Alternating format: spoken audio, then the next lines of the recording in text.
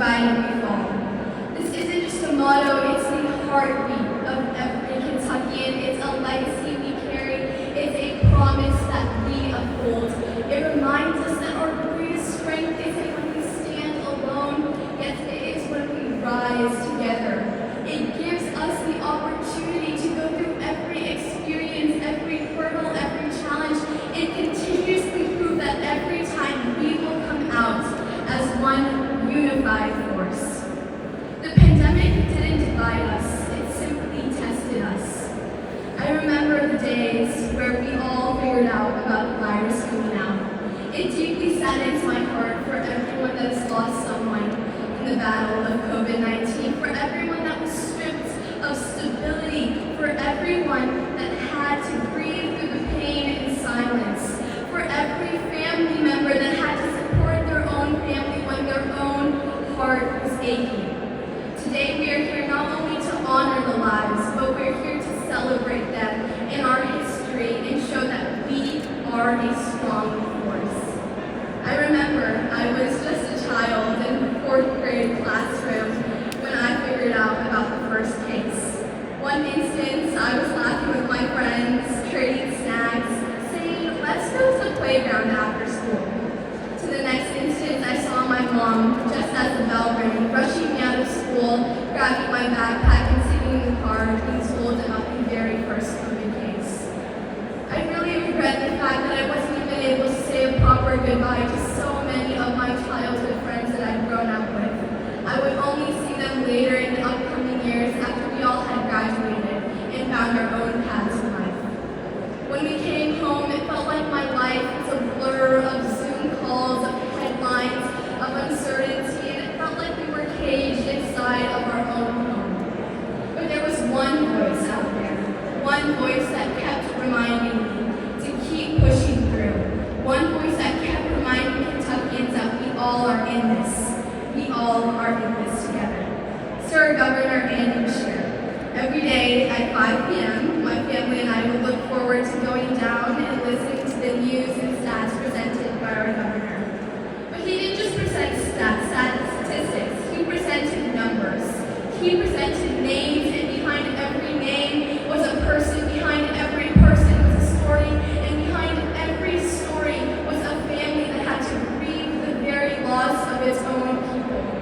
But I think in the process of grieving together, we ourselves became one big family. I truly think that this was an instance where I realized, even being at the age of 9, that when we are put in circumstances where we need to thrive, we have control over our own actions and what we choose to do with it. I knew that this was going to be a historical event, so 9-year-old me took out her favorite pens, markers, and stickers she kept for so long and started writing flashcards.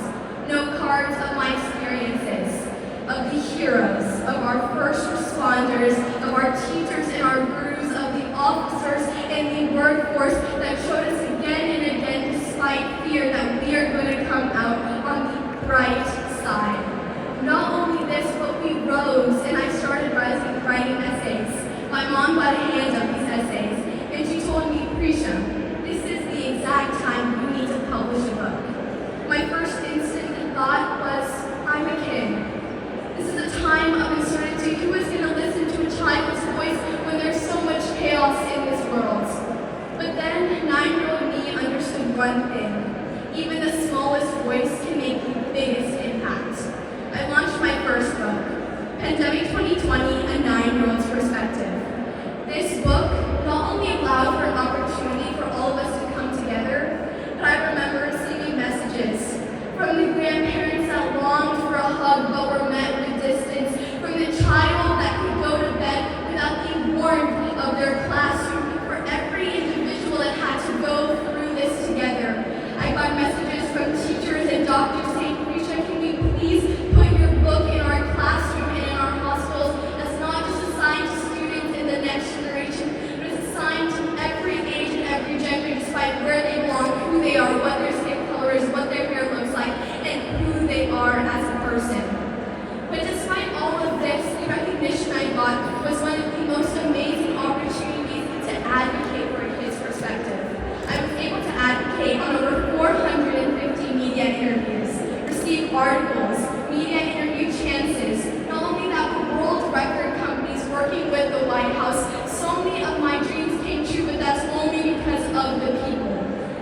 all of this recognition and being able to use the proceedings of my vote to donate back to 10,000 families, once again, Sir Governor Andy Beshear's voice ringed in my head. And today I'm here to say thank you. Not only thank you to our governor, but thank you to everyone out there, all of our leaders that have inspired us in our journey and showed us that we are better as one force.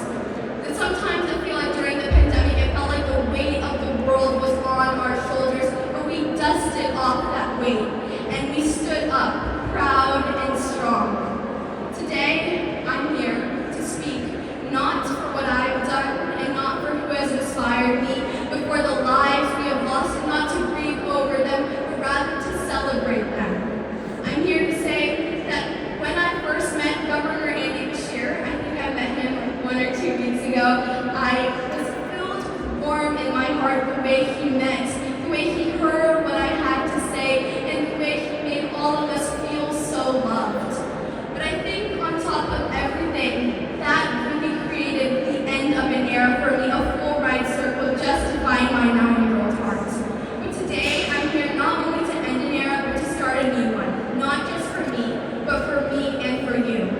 To remind you that in division there is unity, in chaos there is community, and despite isolation, we are never alone. I want to remind you that division is simply a test that us Kentuckians, us Americans, us as people of the United States of America continuously ace every time. I'm here to say God bless you.